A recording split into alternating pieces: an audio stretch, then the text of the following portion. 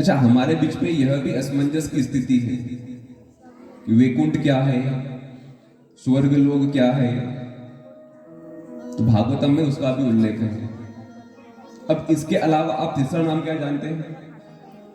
वैकुंठ और स्वर्ग लोक के अलावा कुछ नहीं?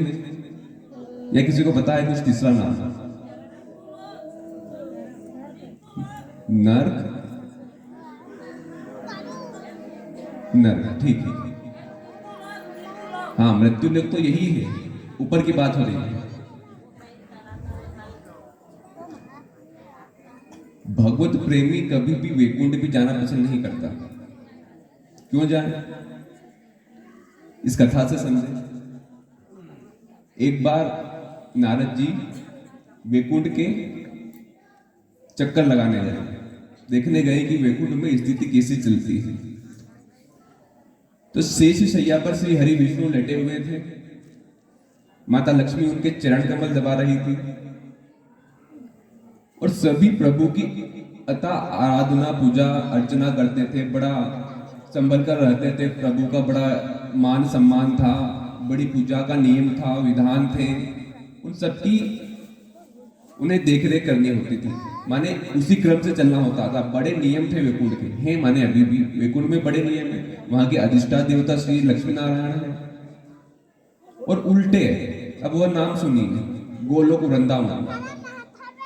हर वैष्णव गोलोक वृंदावन में जाना चाहता है, यहाँ के नहीं, ऊपर वाले। हमने कहा था ना, गोलोक वृंदावन में ऐसा कुछ नियम नहीं है।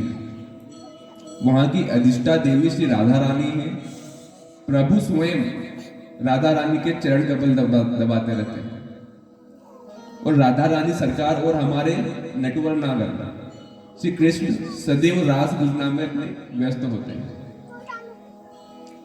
अब आगे कथा आनी है आज ही कि वहां से नीचे क्यों आए, इसकी छवि क्यों आई। तो महाराज नारद जी ने कहा कि यह वैकुंठ लोक वैष्णव के लिए नहीं है, जो भगवत प्रेमी है उसके लिए नहीं है। ये केवल मोक्ष को जो चाहते हैं अपने शरीर का। देखिए, भिन्न भिन्न बातें हैं।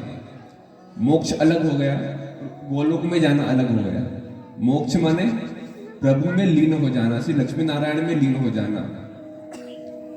और जो भगवत प्रेमी है वह तो गोलोक को ही जाता है। नारद जी ने कहा कि प्रभु आपके वैकुंठ से 1000 गुना फलदायी है यह गोलोक, क्योंकि वहां भगवत रस टपकता है, भक्ति का रस टपकता है। और वही भक्ति स्वरूपा यह श्री भागवतम में हमें जो प्रभु ने प्रदान की है, इस द्वापर युग में जाते जाते अपना शरीर को त्यागते। महाराज, हमने इस भागवतम को बड़ा सुलभ कर लिया है। तो यह हम आपको बता दें कि यह देव दुर्लभ है, देवताओं को भी प्राप्त नहीं होती। जब परीक्षित की मुक्ति के लिए सुखदेव मुनि महाराज कथा सुनाने वाले थे, तो यह सारे देवता लोग 12 आदित्य अमृत का कलश लेके आए हैं। परीक्षित की जब कथा होनी थी तो सुखदेव के पास में अमृत कलश लेकर आए हैं और कहा है कि आप इस परीक्षित को यह अमृत कलश पिला दीजिए। जब तक्षक इसे डसेगा तो इसे मृत्यु प्राप्त नहीं होगी, क्योंकि अमृत तो ग्रहण कर चुका है। और जब तक्षक के काटने से कुछ होगा नहीं, तो आपकी कथा का रस हमें दे दीजिए और अमृत इसे दे दीजिए। तो सुखदेव जी ने कहा था कि क्व सुधा क्व कथा मणि किम कांच किम मणिर महान। ये कहां सुधा माने कहां अमृत, कहां कथा। यह तो वही बात हो गई कि एक तरफ में आपने कांच रख दिया और एक श्रीमद् भागवत एक मणिर महान हो गई। तो उस अमृत से भी कहीं ज्यादा लाभकारी है, कहीं ज्यादा गुणकारी है यह कथा। हमने प्रथम दिवस ही कहा था कि यह सुलभ तो है, किंतु उतनी ही दुर्लभ भी है। यह केवल मनुष्य योनि ही है हमें जो भागवतम का पान करवा सकती है। कोई जीव जंतु तो ग्रहण नहीं कर सकता, और साथ ही कोई देवी देवता भी इसे ग्रहण नहीं कर सकते। 12 ही आदित्य इसे ग्रहण करने में असमर्थ है।